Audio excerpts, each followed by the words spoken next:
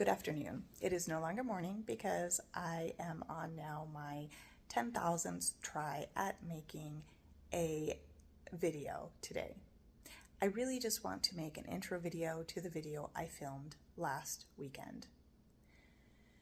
Point one, I made a video last weekend that I did not post because I was exhausted and then I got distracted, as most people did, by the election. Point two, Republicans and Democrats are watching different films. They are living in different universes. They have different scripts. They have different dialogues. This is why they cannot come to any point of agreement. This is why they cannot see the world from the other's perspective. From a Democrat, well, I'm not even going to say a Democrat's perspective. From the liberal progressive perspective, we just entered a fascist state and they are terrified. They are emotional. We, on the conservative side, don't understand that. And I say we, I am not really part of a collective we. I am actually registered as an independent, but I vote conservative because I'm conservative. And most elections I have voted for Republicans. Occasionally I vote for a libertarian, but I'm not really libertarian. I like a libertarian candidate, especially when I was younger. I was more inclined to be libertarian when I was younger, even though I have been independent for a long time. I didn't feel that the Republican Party represented my interests, so I did not. Although I started out as a Republican, I switched to independent as a protest, I guess. I don't know if it makes much difference in a protest. Point two or point three, which am I on now? Point one was that I made a video last week that I never posted and I'm trying to film an intro to. Point two is that we're living in different universes. Point three, that was kind of what my video was about, but it was about the difference between men and women and the way they think. Because men and women are living in different realities as well, because they view the world from different perspectives. They filter the world differently. And that was largely what my video was about. Although I haven't listened to it. So maybe I'm wrong. Maybe I don't remember the content of my video. Maybe I should watch it. Not watch it. I would never watch it. Maybe listen to it to see if I said anything completely insane. I probably didn't. If I did, I'd have more followers. I should say things that are more insane more regularly, right? Happy Sunday afternoon to you. I am out in this dingy, dark shed that has become a storage place for many, many books that my kids collected over the years. Not just the kids, I also collected books over the years. Some of these books are mine. I haven't looked at them in years. I probably don't even want them. I don't want to keep bookcases full of books any longer. They just collect dust, and most of the books I have are on my Kindle. Yeah, I have my favorite print books I'll never give up. Say I have a special edition of Gulliver's Travels. I'll never give that up. And then there are some 17th and 18th century and early 19th century books that I don't want to give up, either because they are informational or because I just love, I love the novels. And that would include, Jane Austen and a lot of her predecessors, people who were writing long before Jane Austen. I love that era of history. I really do. And I enjoy the books. People had a crazy sense of humor. That's also, Gulliver's Travels is from the 18th century. Jonathan Swift wrote pretty harsh political comedy, which appeals to me. He was a rector in Ireland, and he saw the plight of the Irish people, and he wrote some very negative political propaganda, or I don't know if you want to call it propaganda, but comedic, very dark comedy against the politics of England after experiencing the plight of the Irish people for himself. So that's Jonathan Swift. Love him. My favorite. Gulliver's Travels, my favorite book. My second favorite. I mean, as far as books that I will read over and over again, that's one of them, Gulliver's Travels, and another one would be Don Quixote, which again is a crazy comedy and that's what I like. I like crazy comedies. That's my favorite genre of literature. And of course, Jane Austen was a comic writer. She had a very dark, biting sense of comedy, and she paid attention to the world around her, and these observations became characters, and they weren't always very nice. They weren't always a pleasant look at the people around her, but we have to have people like that amongst us. The Jane Austens amongst us. I don't know if I'm that. My comedy, some of it is a little dark in Delivering Hope and The Mineverse. Sometimes it's a little dark, but I have this streak inside that is full of hope, just like the book Delivering Hope. And I want my books to be ultimately warm-hearted and inspirational. So even though they are dark comedies, ghost stories, murder mysteries, and they deal with a lot of dark elements and really negative life events, I want them to ultimately give people hope, and I want you to get that sense of, sort of warm-hearted inside. I hope that I can accomplish that. I hope that I have done that. I don't know.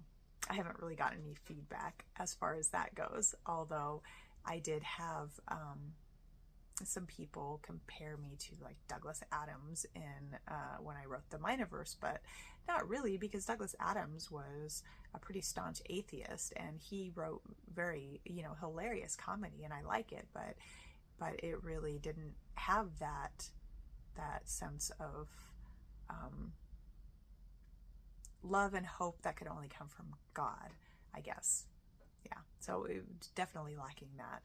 I really do like Douglas Adams. I enjoyed the Hitchhiker's Guide series, and I actually read some other books by him as well that were funny, and I enjoyed them because he was intelligent and he was a clear observer of the human race, and anybody can be that. It's just I want to provide a sort of deeper hope of God that can satisfy the soul.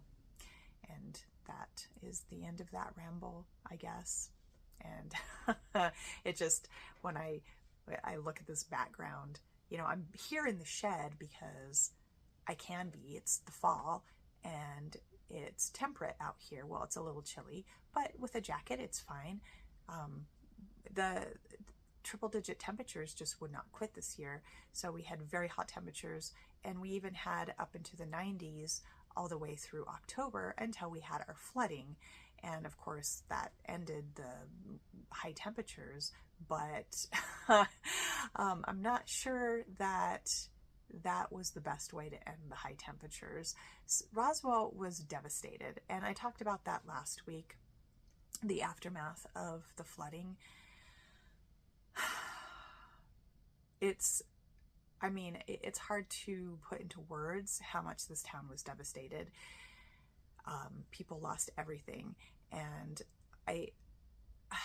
working for a church and seeing the needs, because that first week it was like people were in shock, and then the second week it was like people were waking up to the damage and all that they lost, because most of those homes that were lost were not in official floodplains. They weren't zoned as floodplains, and so these people did not have flood insurance. They lost everything. And a lot of people, if they had home businesses or they kept equipment in their cars and their vehicles, something like that, or they had work vehicles, they lost all of that too. And probably the cars were insured. Let's hope they were insured, but the homes were definitely not insured against flooding. And so what happened is not going to be easy for anybody in this town to get over. And a church like I work for can only do so much. And I am very proud of my parish. I don't know if I expressed that last week, watching my priest just get out there himself, and like he went to the city meeting and set up a distribution center of supplies for the community, but he went out and hand delivered them. And he also hand-delivered food. We're not really a distribution center for food, but he thought that people needed it. They needed it while they were working to clean up. They needed sustenance, because what happens when you're in shock and you've lost everything and you're trying to clean up, you don't really think about eating. You forget the basics. And he actually went driving through the neighborhoods giving people food. Like, he bought dozens of rotisserie chickens and loaves of bread, and he took it to people in need. And I know that he would never be self-aggrandizing. He would never, get on a video talking about what all the great things that he did. But the thing is, he also has cancer, and he has major surgery coming up for that cancer. So all of this was done with, I can't even imagine what kind of pain and exhaustion he's going through, because he doesn't tell anybody. He doesn't express that. But I can only imagine that he must be in pain and tired and exhausted, and he just keeps going. And he was out there doing the Lord's work. I mean, he was living his Christian faith, as were so many of our volunteers. I mean, we had a lot of volunteers, but mostly it was a handful of a few people with only, by the end, mostly a couple people who were volunteering, but those people were, doing the Lord's work, following the call of Christ on their life. And sometimes I think, why am I trapped in an office making phone calls and trying to organize people when I'm really a lot better at cleaning? And it's true. I am. I always said that if I didn't succeed at anything else in life, I can wash dishes really well, which is true. And I don't disparage myself for that at all, because I can clean, and I have done it a lot in my life. My favorite job that I have ever had was being a church janitor, because I just loved singing at top volume and hearing my voice echo. Yeah, that's fun. But just cleaning something that's valuable and worthwhile like that.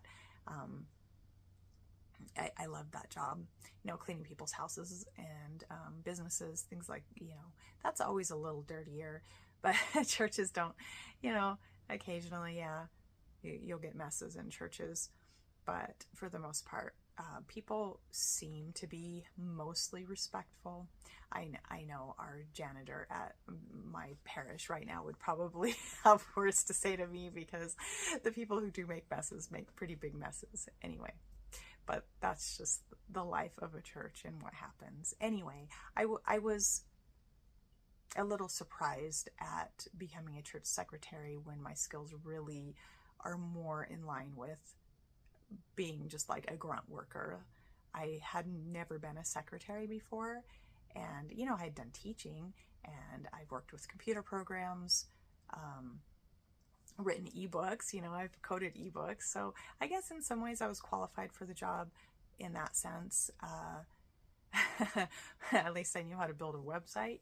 I had some skills, but I was a little surprised at that this was the job that God provided for me when I needed a job. But I love it. I love working there, and it's great. But anyway, in the last couple of weeks, I've been wanting to just get out and go help people any way that I can, because really I am physically capable of doing that. I'm physically capable of mucking out an entire house, and I've had to deal with flooding in my own houses in the past, whether it was because of a malfunctioning washer, and you come home and you have like a foot of water all in your downstairs portion of your house. Yeah, I've had to deal with that. And and of course I moved here from Socorro, and we did get our New Mexico is used to flash floods, so we did get our share of flash flooding there as well, and sometimes we would have to deal with that when we would get heavy rains. But the kind of rains we got in Roswell, that is like a 100-year record to get almost 6 inches of rain in a few hours. It was devastating. Utterly and completely devastating to many, many people in this town. And this last weekend we got more rain. I know my house didn't flood because I'm not in the path of one of the rivers in town, and maybe just a little bit higher up, so I just don't get that flooding. But after the rain this last weekend, I had standing water in my yard because there's only so much the soil can take. So it was really, really saturated from the 6 inches of rain that we got a couple weeks ago. And then, when we got a normal amount of flash flooding, I ended up with standing water in my yard. And so there were a lot of, flooded roads, and mostly that flooding hit Dexter again. Dexter got hit really hard in the flooding as well, but they got hit with this, the storm last weekend. And so they were underwater again, and a lot of the roads were washed out and you couldn't drive on them. And some of the roads in Roswell too. And it makes it really hard to clean when you're getting another couple of inches of rain. I don't actually know that we got 2 inches. I think that was what was predicted, that we could get 2 more inches, but I don't know that we did. I didn't read that. That would have been a lot. I don't know. We're predicted to have, I heard rain pattering on the roof when I first started this video, and we're predicted to have maybe a 1/4 inch of rain today. So we'll see if that happens. I only heard a few patters, so I don't know. This was not going to be the subject of my video. I actually was inspired by something that I saw, a video that I saw. I think it was TikTok or Instagram. I really avoid TikTok and Instagram, but I have tried to cultivate Facebook again, and I find it depressing, so it probably won't last. But it is another avenue of social media that can be used for marketing, and really I'm on social media for marketing. I do like listening to good content on YouTube. That is why I make YouTube videos. I do not know that mine constitute good content, but I do make videos because I like to watch YouTube videos. I like to listen to them. So there's some value in that. But ultimately, I had to develop some kind of social media after I'd given it all up. I just was so tired of social media. I don't want to live in a world of social media. I want to live out in the sunshine. I want to live out in the real world. That's what I would prefer. But making videos is, I think, worthwhile. And okay, so all that is to say that I saw this short video that it was, November is apparently Men's Mental Health Month, and I did not know that, but this video was produced for the mental health of men, and it showed a couple. So the man puts his hands on the woman's head, and so he can see what's inside her head, and he gets a glimpse inside her head, and what he sees is makeup, clothing, the Eiffel Tower. So apparently she's fantasizing about traveling to somewhere romantic like Paris, and a baby. So she's throwing up a baby up in the air and catching the baby. That is what the man sees when he puts his hands on the woman's head. When the woman puts her hands on the man's head, she's like blown away by the emotional angst and pain that he is suffering. And that is the point of the video, is that we don't really get a chance to see or feel men's pain. And this was, one of these, hypothetical situations in which the woman was able to finally see what her probably spouse, I would assume, boyfriend, spouse, whatever, there wasn't really that context, but, or if there was, I don't remember. I just remember the sort of powerful nature of it, because I think it is really important that we consider men's mental health, that they should be more open to talking about it, and we should be more empathetic to their pain and what they are feeling. And the video was posted by a man who will remain unnamed, but somebody who recently went through a divorce, and he is suffering, and he doesn't, I can tell by his post that right now he doesn't think much of the female species. If we're a different species, no, we're not. But that's the way I think it feels sometimes to women. They look at men, they're like, this is a completely different species. And it's the same thing for men when when they look at women and their behavior and they don't understand it. And so it feels like a different species.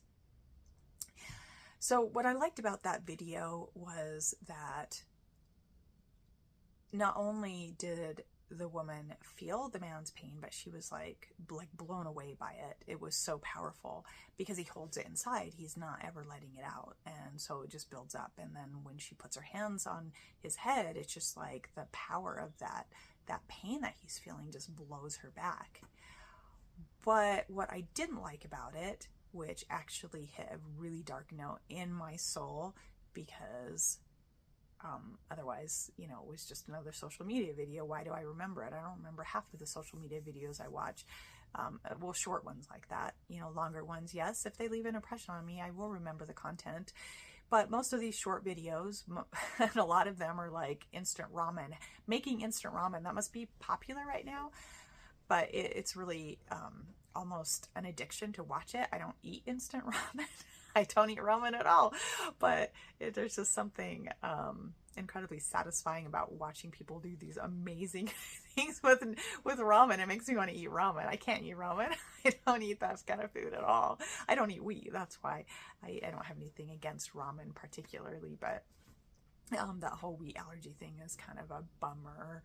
You can get rice ramen actually, but it's more expensive, and you have to go to usually the Asian noodle place, or if you get it at Walmart, it's just more expensive than other types of ramen. Anyway, that's going way off the, you know, who cares about ramen videos, but it could have been a video like that, but it really struck a note in my soul because yes, the power of men's pain, it's very important that we understand it and that we support men and their mental health. But the fact that the man saw very shallow images in that, not all shallow, but I'm going to get to that in a minute. He saw very shallow images in her head, that her focus was, her mind was filled with makeup, clothing, and fantasies about apparently traveling to Europe, or maybe planning a trip to Europe. I don't know. I don't know. Or maybe she's just curious and likes to read about other countries, so her mind is filled with these things. And he was completely unable to feel her pain. And that's what left a really dark note, because there is this divide between men and women, and they don't seem to be able to cross it to understand each other. Or it is the very rare man and woman who can cross that divide and understand each other and understand what the other is going through. And we should be able to understand because we're both humans. And while men think differently than women, we're both humans, and we both have generally the same needs. So we both need love, we both need companionship, we both need understanding, we both need respect, we both need, you know, human dignity, and we both feel pain. That's just a given. Humans are emotional creatures. There is the whole idea that men are logical and women are emotional is just garbage.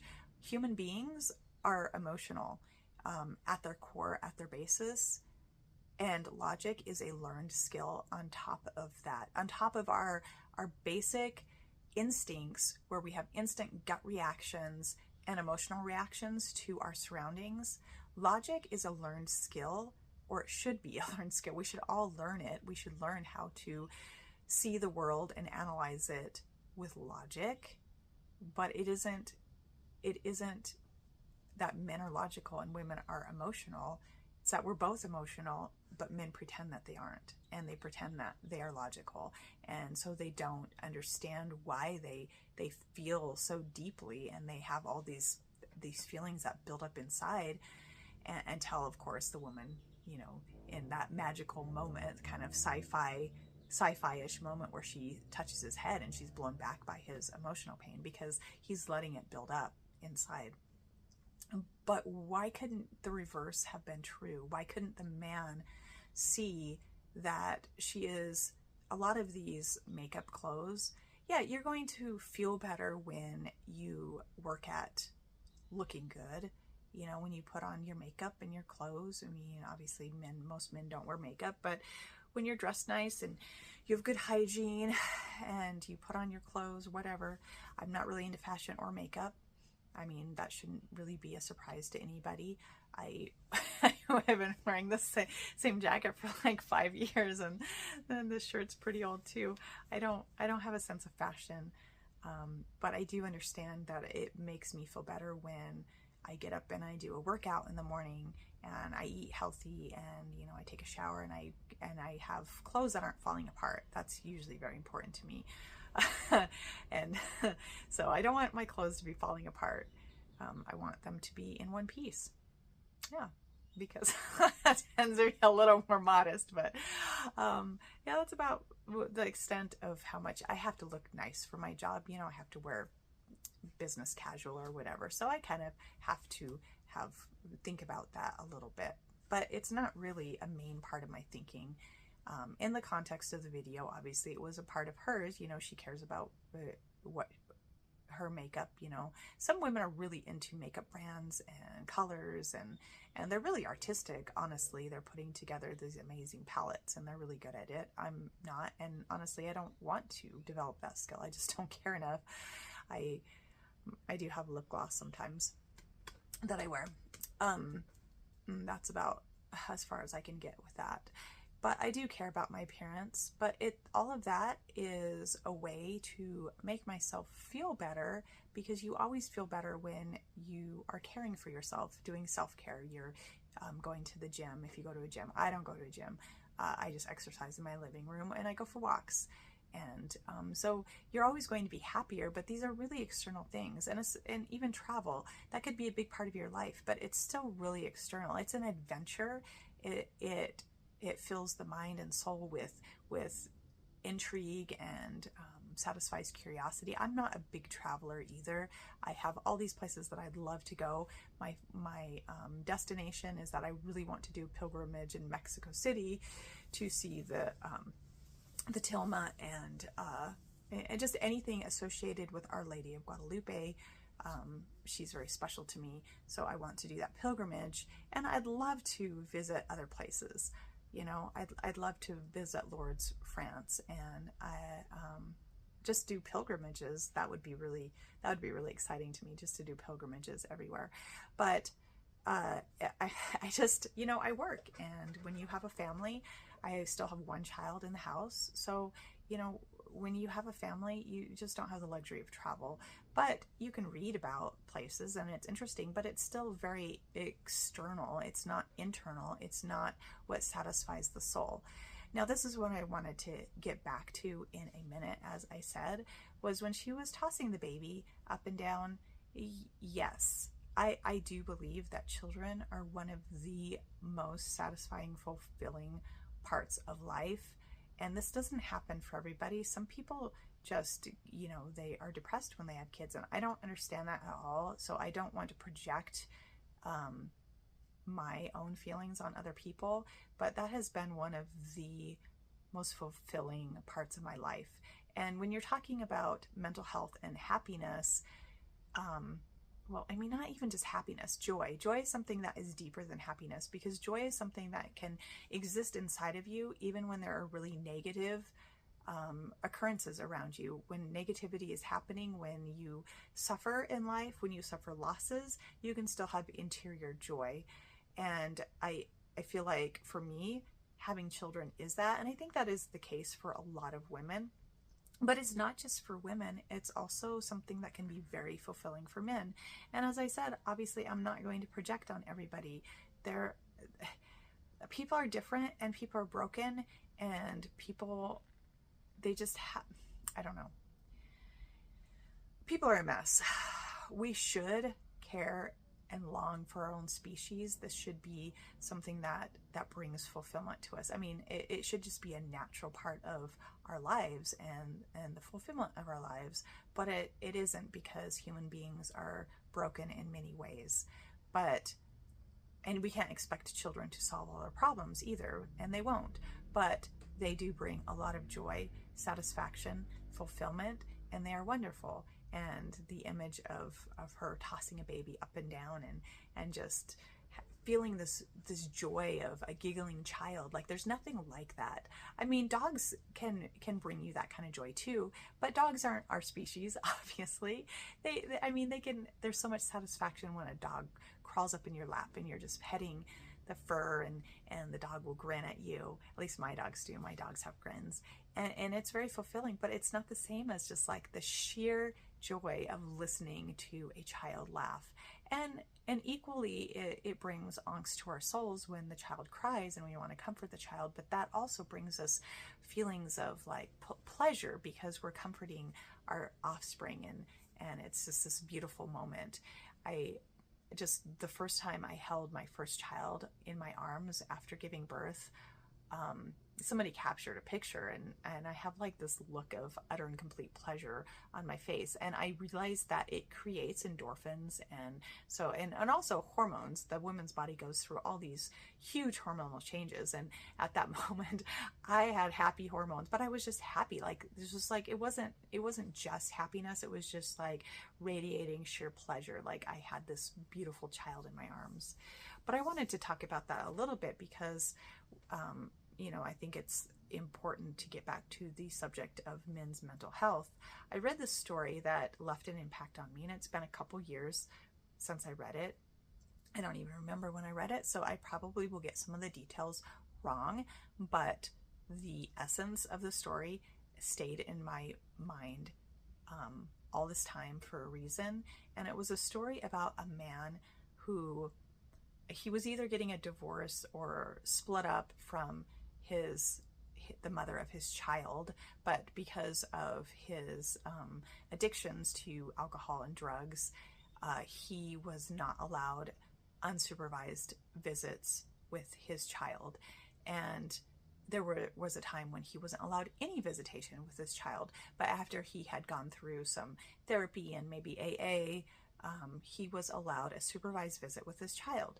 But he, in his mind, he had hit rock bottom. He didn't have anything to live for because he really did not have custody of his child through his own fault, you could say. But on the other hand, still he had nothing to hope for in his life. And even if he got cleaned up, would he ever get to raise his child? I don't know. The courts, that would be up for the courts to decide, whether that it would have to be something where the mom and the dad would go back to court, and that can be costly. So I don't know. That's a tough one. And it also depends on what state you're in because all the state laws are different. Anyway, so in the story, he had hit rock bottom and he wanted to commit suicide, but he had this supervised visit with his child. And so he was going to go to that supervised visit, and then he was going to commit suicide. And that's what he planned. He didn't have anything to live for. Everything was just darkness ahead. And if you are an addict, yeah, I mean, it's hard to live without what was helping you get through before.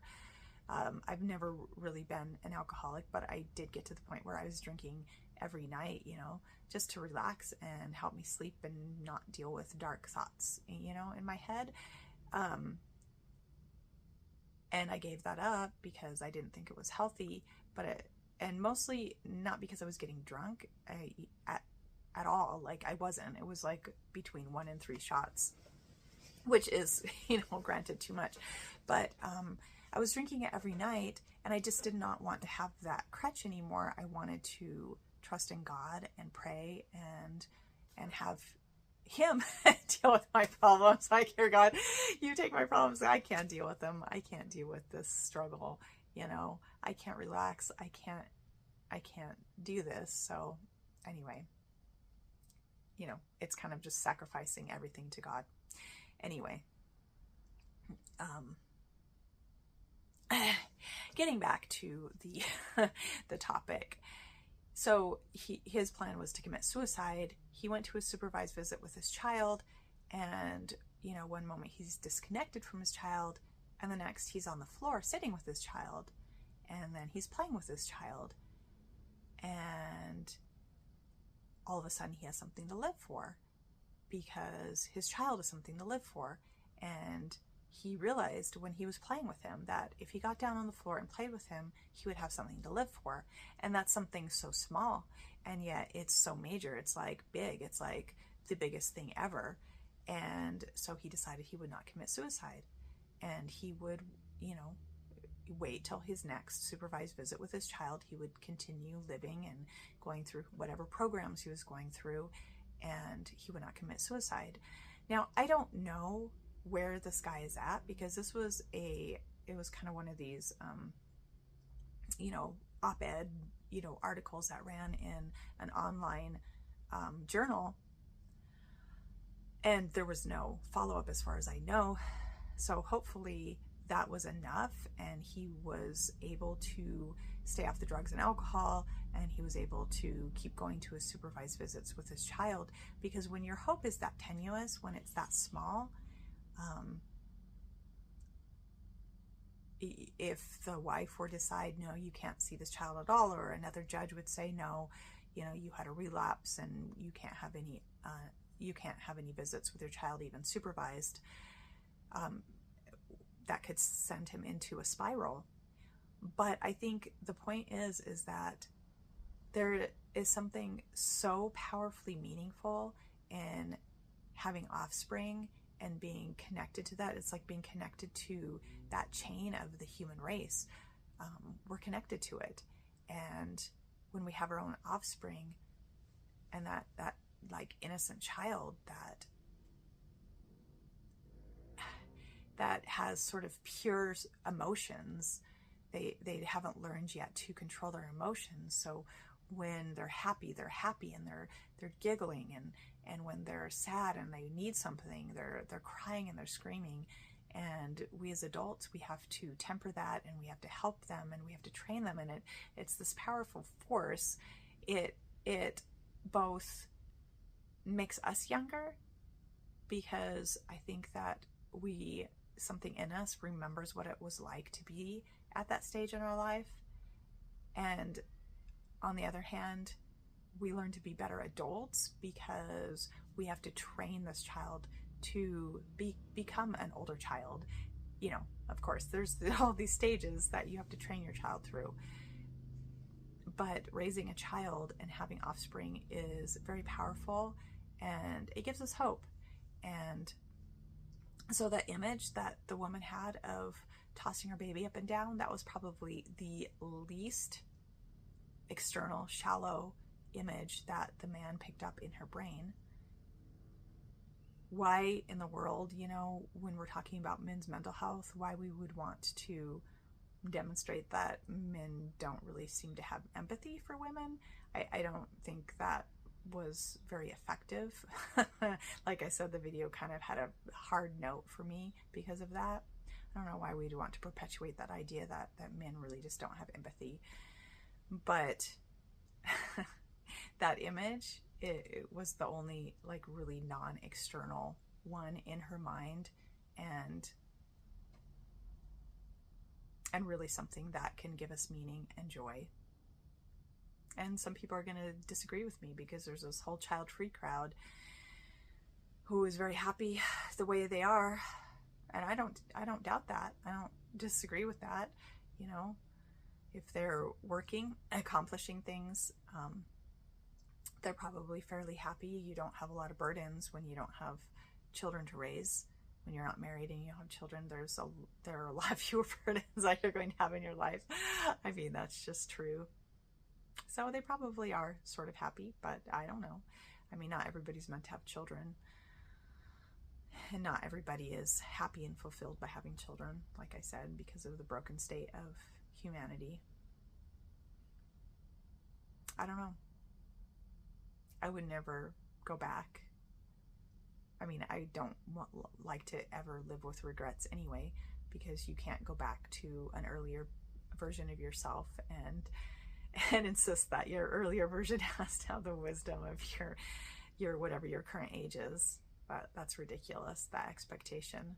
But I don't have any regrets at all from having children. Best thing I ever did. My 4 children, wonderful people, love them all.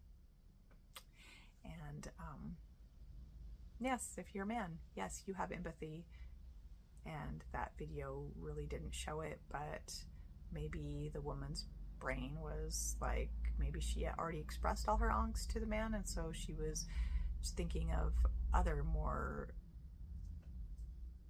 you know, more shallow parts of her life. I don't really, except for the child. I don't think the child is a shallow part of her life, but I don't know. I guess that's just reading way too much into the video, but it was really hard for me because I don't think men and women understand each other very well. So like when we have a call for women to understand men better, it needs to happen from both ends. Both men need to try to understand women and not treat them like they're this foreign species that is shallow and stupid and perpetually unhappy. Maybe she's around you, but I don't think she's perpetually unhappy. Maybe you just make her unhappy. I don't know. You know that song, I Can't Get No Satisfaction? That was written by a man, because that's sort of something that the human race shares. Both of them have the propensity to be perpetually unhappy and unsatisfied. But to me, that's why I need God and Jesus, very specifically, why I am a Christian, why I follow Jesus, because he fills those places in my soul that cannot be filled any other way. And that's why I'm a Christian. And I'm just going to end right there.